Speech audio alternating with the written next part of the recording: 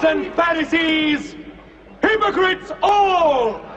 For you shut up the kingdom of heaven against men. You do not go in yourselves, nor do you let others enter. Blind guides! You strain at a gnat and swallow a camel. You bow before the letter of the law and violate the heart of the law. Justice, mercy, good faith. You are like whited sepulchres, all clean and fair without, but within, full of dead men's bones and all corruption. You see these stones, do you not? I tell you, there will not be left here one stone upon another that will not be thrown down. Yours is a house of desolation, the home of the lizard and the spider. Serpents, brood of vipers, how can any of you escape damnation?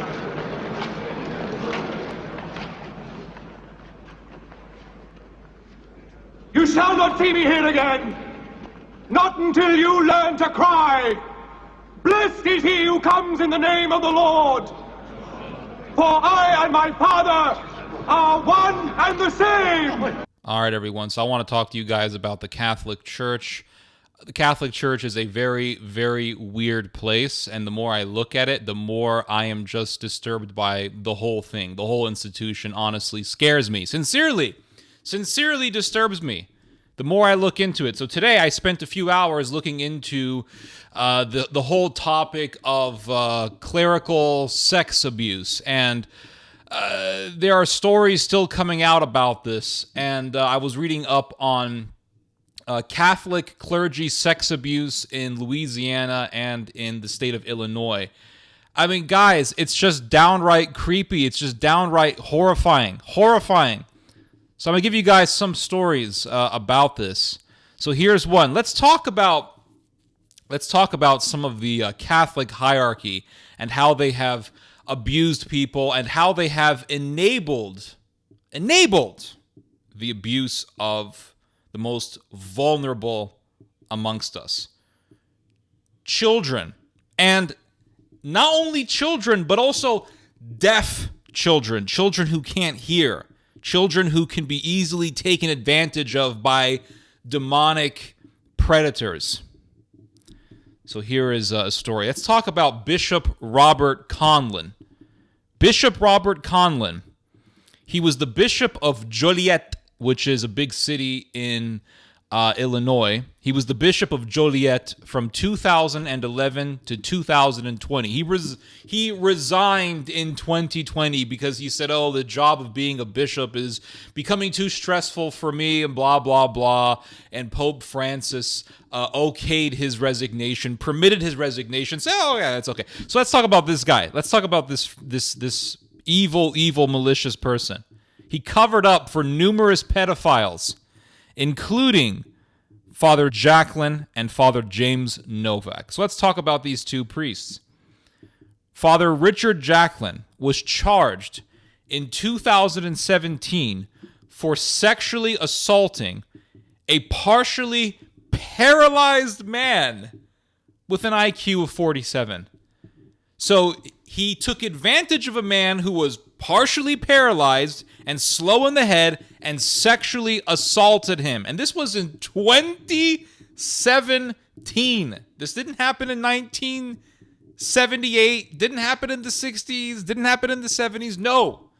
This happened in 2017, very, very recently. And the reason why I'm emphasizing this is because I've heard numerous times that, oh, well, and Catholics love to make this argument. Oh, well, sexual abuse done by the clergy, that was something that happened 50 years ago. That's something that happened in 1970s, 1960s. Oh, so let's forget about it already. As if we should just forget about evil actions done by representatives of an institution that claims to be founded by Jesus. Yeah. Yeah, you're not going to get away that easily. You're not going to slip by that easily because you're telling everyone, there's no salvation outside the church. But when you go into the church, you better watch your kids. Yeah, as if that makes any sense. So he sexually assaulted a partially paralyzed man who was slow in the head. Reminds me of a priest that I knew years ago. Reminds me of a priest that I confronted back in 2014. Just to show you how close to home this is for me, but also just to show you that this evil is still there. It's not something that we can just seclude to the decade of the 70s. 2014, I met a priest, Monsignor. He wasn't just a priest, he was a Monsignor. And a Monsignor is a high-ranking priest. And I met with this priest, and he said, well, if you want to talk about, spiritual matters, etc., we can meet up, blah, blah, blah. His name was Monsignor Michael Yarbrough back in 2014. And my spidey senses went up when he told me this because I already had an awareness of the fact that there are priests who are predators. So I found his invitation to be pretty weird, to be concerning.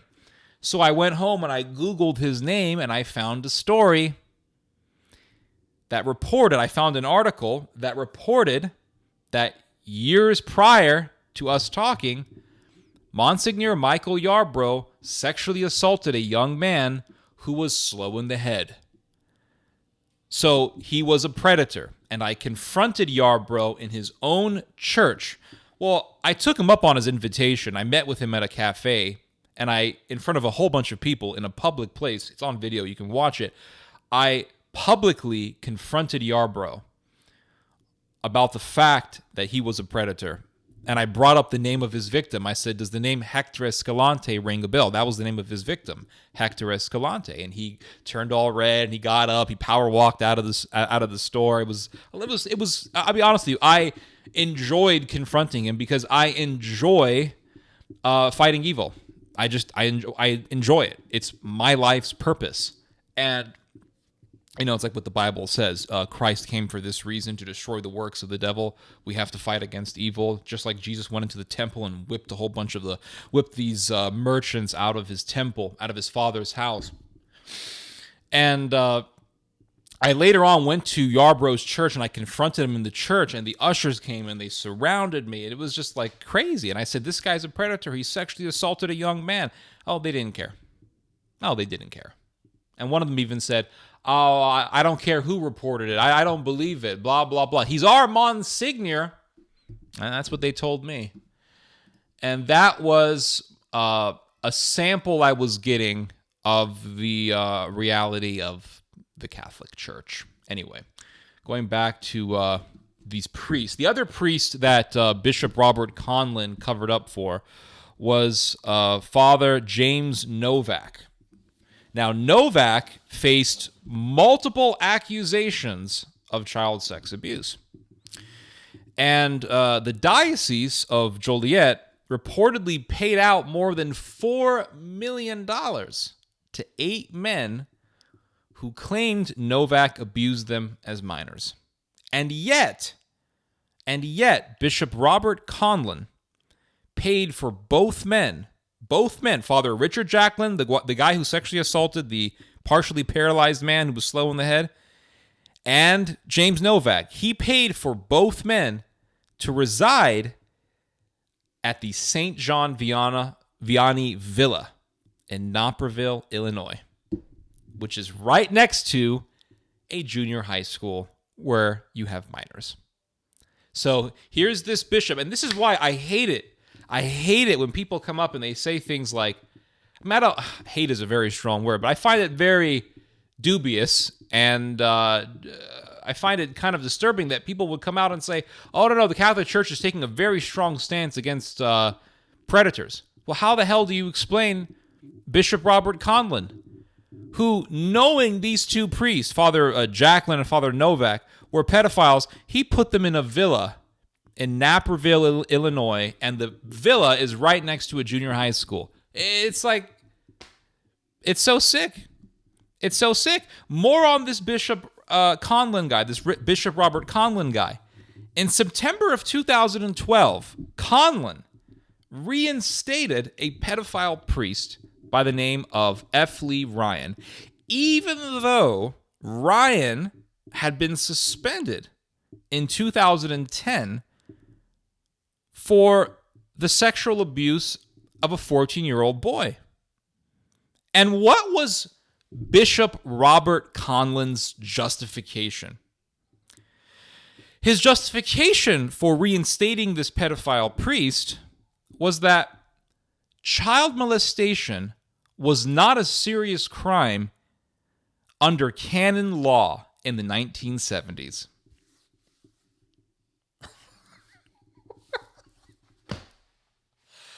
This is exactly what Jesus was fighting when he told the Pharisees, you worship the letter of the law. You reject the spirit of the law. And the spirit of the law, as Jesus tells us, is mercy and justice. Mercy and justice. Now, this priest, he went by the letter of the law. Well, according to canon law is a very weird way of thinking, right? It's a very pharisaical way of thinking. Well, the law says it doesn't matter what morality is. It doesn't matter if a young man is scarred for life and traumatized. No, it doesn't matter. What matters is, what does canon law state? What is canon law? What does the law state? And this is the worship of the law.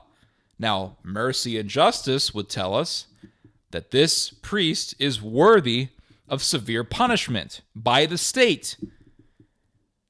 That is what justice and mercy would teach us, right? Justice to the evildoer, mercy for the victim. But no, forget the victim. We don't care about the victim. What matters is what the law says. And the law, according to Robert Conlon, is that, well, it wasn't illegal then. It wasn't even a big deal according to canon law. This is sick, guys. It's very sick. So let's talk about another bishop, Bishop Joseph Imish. I'm not sure if I'm pronouncing his name correctly. It doesn't matter. Joseph Imish, Bishop of Joliet in Illinois from 1979 to 2006.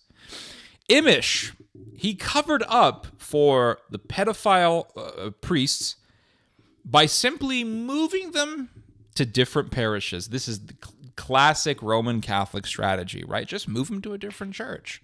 That's what they did to Monsignor Michael Yarbrough. He sexually assaulted a young man at one church. Then they sent him over to another church, and that's where I confronted him, right, at that church. He thought, no one's going to know about this. No one knows. And the question is, why do they move pedophile priests with such ease and confidence and comfort? Why? The reason is because they know damn well that the laity, the lay people, won't look up the priests. That is the reason why.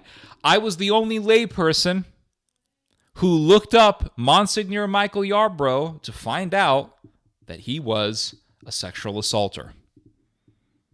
And when I confronted the ushers about it, they didn't give a damn. Why is that? This is the reason why pedophile priests just get moved. They get circulated from church to church to church because they know damn well that the next church, the next congregation, isn't going to bother to look into who the priest is. Why? Because these people, let's be honest with ourselves here, Catholics are conditioned to trust the priest. Catholics are brainwashed to trust the priest. And if you have lived in a Catholic society, or if you have lived in a Catholic culture, or if you have lived in a Catholic country, you know this is true. Catholics from a very young age are conditioned to trust the priest with almost an indiscriminate obedience. And this obeisance is the reason why the bishops just move pedophiles from church to church to church. This is the reason why. Because they know that the congregants trust the priest. Now, this really goes to show how predatorial these people are. Because they know that the people trust the priest, so they take advantage of their trust. This is what makes a predator a predator. A predator preys on people's trust. They take advantage of people's trust. Pedophiles do this with children. Murderers will do this to their victims. They will gain the trust of their victim before killing that person. This is what predators do. It's very, very sinister. So this is what Joseph Imish was doing. He was simply moving these pedophile priests to different churches.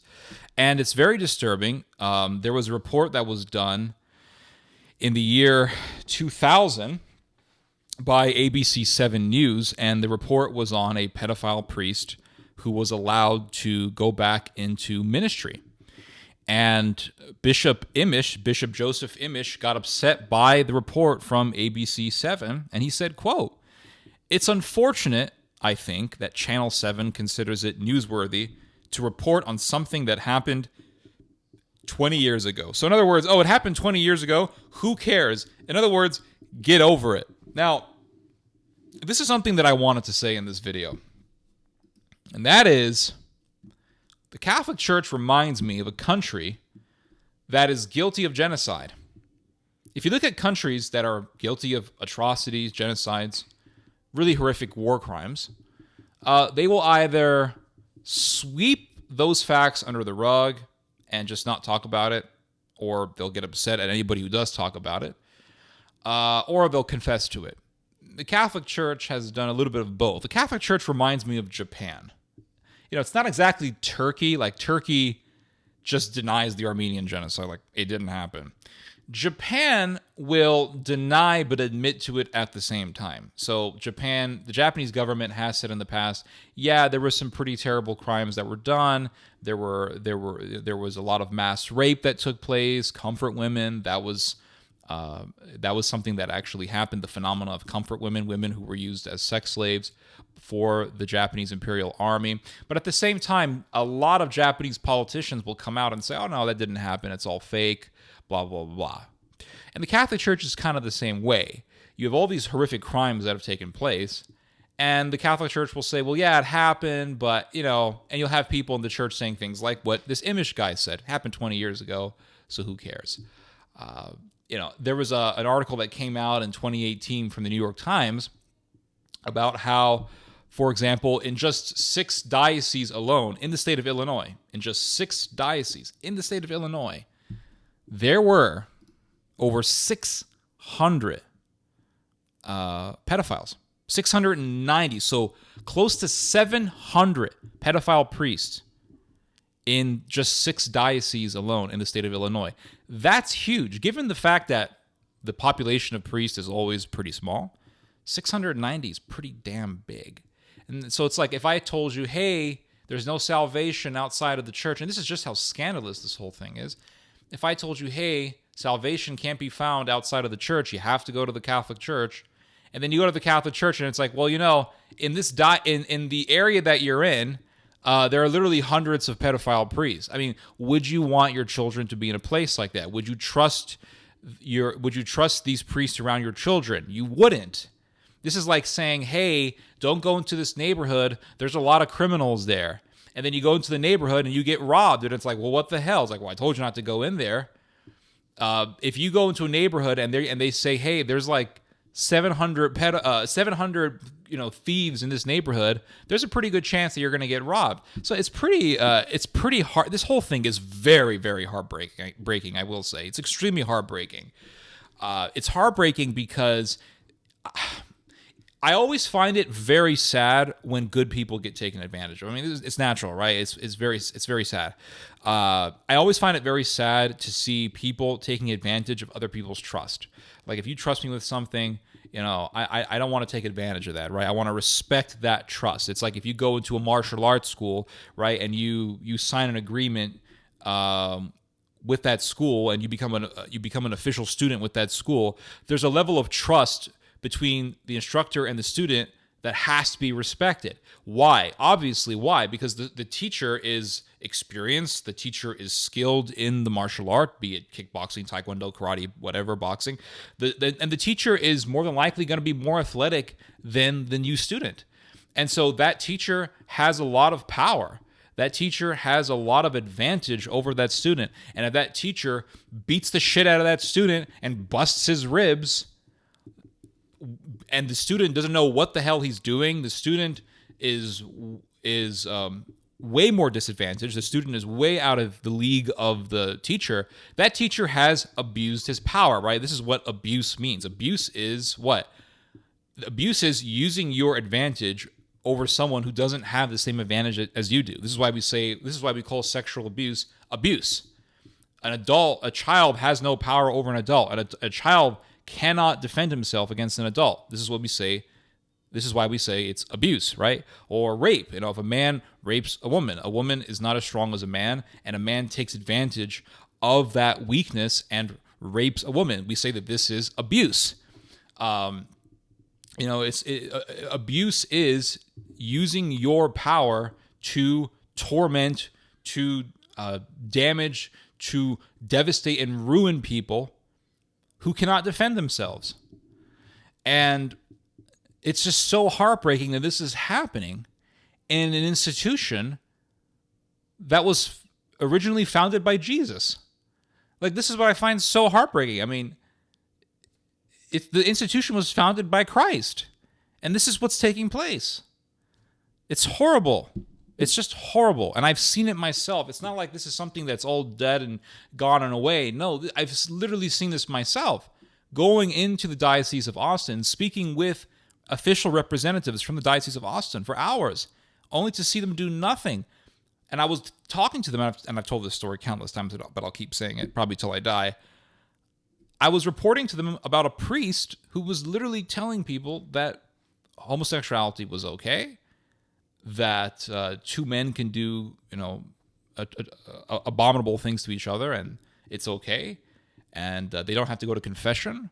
And he was soliciting to me that we should share a hotel together, because he was saying that he would do these tours to Italy every year. So he invited me on one of the tours, and I'm like, yeah, sure, that sounds like a great idea. And then later on, he was like, hey, would you like to share a hotel with me? And I was like, no. And then I found out that the name of this priest was Father Robert Kinsel. I found out that Robert Kinsel actually tried to defend a convicted pedophile by the name of Robert Herdlicka. And Robert Herdlicka was convicted of several counts of child molestation. And then when he got out of, they put him like 20 months or something in prison, which is nothing. But they put him in prison for some months. And then he got out. And then when he got out, he actually tried to go to Canada to start a charity for poor children. And the Canadians didn't let him come in because of his background. And this is the guy that Father Robert Kinsel was defending, and I told all this to the Diocese of Austin, and they didn't give a damn. So I've literally seen this myself, guys. It's really bad. So let's talk about another representative of the church. Let's talk about Father Gerald Howe. Father Gerald Howe molested deaf kids. And when he first became a priest, he was assigned a position at the Center for Deaf Children. He molested children in this center, and then he went out and tried to start his own center for deaf kids. Again, this is what I'm talking about, right? Abuse. This is what abuse is. Preying on the vulnerable, preying on the weak. And what is the letter? What is the spirit of the law again? Justice and mercy? Justice and mercy? Oh, but according to Bishop Robert Conlon, what matters is canon law. What does canon law say? What does canon law say? But the spirit of the law tells us justice and mercy. Justice and mercy. Where is the justice? There's no justice. It's all just the weaponization of the word love, because anytime you have this sort of discussion, it's mercy, mercy, mercy, love. That's not mercy. That's not love. That is the weaponization of love. They use the word love as a weapon. And they use that weaponization of the word love to browbeat and to really bring down anyone who tries to push for justice. And they say, what about love? What about love? What about love? What about love? Gerald Howe molested deaf kids. And the bishop of New Orleans, Gregory Imond, knew about this, and so he sent Father Gerald Howe to the St. John Vianney Center. Why? Because he was molesting deaf kids in Louisiana. And in 2020, Father Gerald Howe wrote a letter protesting. What was he protesting? Protesting that the U.S. bankruptcy judge, Meredith Grable, had ordered an immediate stop to all payments to priests who had been credibly accused of child abuse. So Howe molests deaf kids. His punishment is that he gets put into a center for mentally ill priests called St. John Vianney Center. You can look it up. This is where they send the pedophile priests. They send them over there and they say, oh, it's mental illness. He needs help. The people at the St. John Vianney Center said that Father Gerald Howe is a narcissist. They actually diagnosed him with narcissism. So he's an official narcissist who was molesting deaf kids. Then later on, you know what happens? He gets money from the church. So the church was paying money to this pedophile. And it turns out that a whole bunch of other Catholic pedophiles were literally getting money from the church. Even though they were outside of ministry, they were getting a pension from the Catholic Church. So when you donate money to the Catholic Church, remember that some of that money is going to pay for the livelihoods of pedophiles. Isn't that just great? Right? This isn't justice. This isn't mercy. Mercy is love for the victim. Justice is a hatred for evil. I don't give a shit what canon law says. I don't give a shit what the catechism says. To hell with the catechism. That's my opinion. To hell with the catechism. I don't give a damn what the catechism teaches. I don't give a damn what canon law teaches. I care about what's right. And this isn't right. Paying money to pedophiles isn't right. And the U.S. government, thank God for government, stepped in and said, no more money to pedophile priests. And Father Gerald Howe wrote a letter to protest this. And you know what he said? He called the order draconian. He called the order draconian. Why? I want my money. I need my money. And he said, he actually said this. You can look it up. He said, who's going to pay for my television bill? Who's going to pay for my electricity bill? Who's going to pay for my insurance? Who's going to pay for my rent? This is what he actually said. And you can sit there and say, how can someone be so callous? How can someone be so arrogant? How can someone be so full of themselves? Well, because he's a narcissist. The guy was literally diagnosed as a narcissist. What do you expect? But the Catholic Church pays money? And what does Jesus tell us? Whosoever offends one of these little ones, it is better for them to put a millstone around their neck and toss themselves into the water so that they may drown. That's justice. That's mercy. And mercy cries out for justice. Anyway, you guys just heard some theology. God bless.